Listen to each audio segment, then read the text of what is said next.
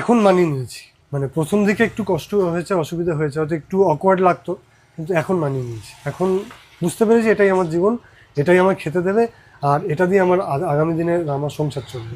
ওই যে কি বললাম যে এখানে টাকার তফাৎটা এমনই যে আমরা যে টাকাটা পেতাম তার থেকে যারা মানে মুখ্য আজ তো তোমার মানে ফিল্ম ইন্ডাস্ট্রিতে অনেক বন্ধু, তারা ডাকে না যে ঠিক আছে ভাই চলে আয় চল? না, তারা কেউ আর যোগাযোগ রাখেও না, যোগাযোগ করলে তারা কেউ যোগাযোগ মানে তারা রিসিভও করে না আর কি। সেদিন অনেক আগে তাদের নাম ধরার দরকার নেই, আমি নামটা সেই জন্য নাম নিলাম না, মানে তারা কেউই আর যোগাযোগ রাখে না একটা সময় পর থেকে। কি বলছো? একদম, মানে এটাই বাস্তব, এটা আমি প্রত্যেককে বলবো। আজ এই মিডিয়া মানে সোশ্যাল মিডিয়া আছে বলে আমি হয়তো কথাটা সবার কাছে পৌঁছে দিতে পারছি, আগে হতো না।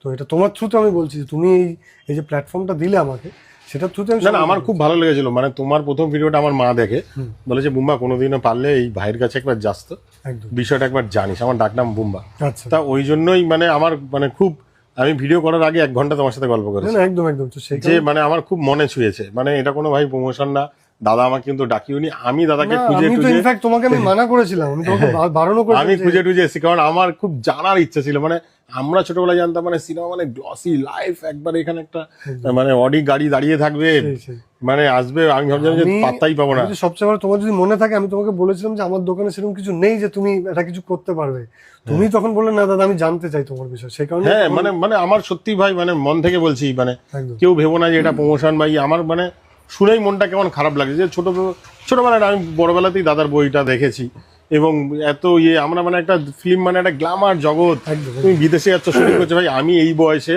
এখনো পর্যন্ত প্লেন ছুটতে পারিনি, হয়ে ওঠেনি। তো কিন্তু তুমি সেখানে বিদেশে যাচ্ছ, তোমার তখন মানে একটা আলাদা স্টার, তা সেখান থেকে এখানে মানাতে পারছো, খুব ভালো লাগলো দাদার সাথে মিশে। কেন বলছি যে আমরা হয়তো ভাবি যে রূপলী জগৎ আর বাস্তব জগৎ যে দুটো আলাদা, তোমাকে দেখলে কম বেশি একদম একদম একদম, এটা আমি বলতে পারি সত্যি সবাইকে। হয়তো মানে কে কি ভাবছেন বা কেউ ভুলও ভাবতে পারেন কেউ, কিন্তু যেটা বাস্তব সেটা বাস্তব। আমি খুব বাস্তববাদী ছেলে, আমি স্পষ্ট বক্তা, স্পষ্ট বলতে ভালোবাসি আর স্পষ্ট করতে ভালোবাসি। তুমি যা বলছো দাদা আমার তো মানে বিশ্বাসই হচ্ছে না। তোমাকে এককালে আমরা মানে দেবের বিপরীতে সোহমের সঙ্গে দেখেছি, তা সেখান থেকে আজকের মানে তোমার জার্নিটা তো আরো হাই হওয়া উচিত ছিল। এক্স্যাক্টলি, হয়তো আমার পিআর এর ব্যর্থতা, হয়তো আমার অ্যাপ্রোচের ব্যর্থতা ছিল, সেটা আমি বারবার মেনেছি, কিন্তু সব মানুষ তো এক হয় না। আমি ভাবতাম কাজের বিনিময়ে কাজ পাওয়া যায়, এবং আমির খান বলেছিল যে अगर आप सक्सेस आपके पीछे दौड़ेगी अगर आप अपने आप को काबिल बनाएंगे। তো কাবিল, আমি ভেবেছিলাম কাবিল যদি নিজেকে কাবিল তৈরি করতে পারি তাহলে সাকসেস আসবে, কিন্তু কাবিল হলে সাকসেস আসে না, সাকসেসের জন্য হয়তো অন্য কিছু লাগে, সেটা আমার মধ্যে নেই।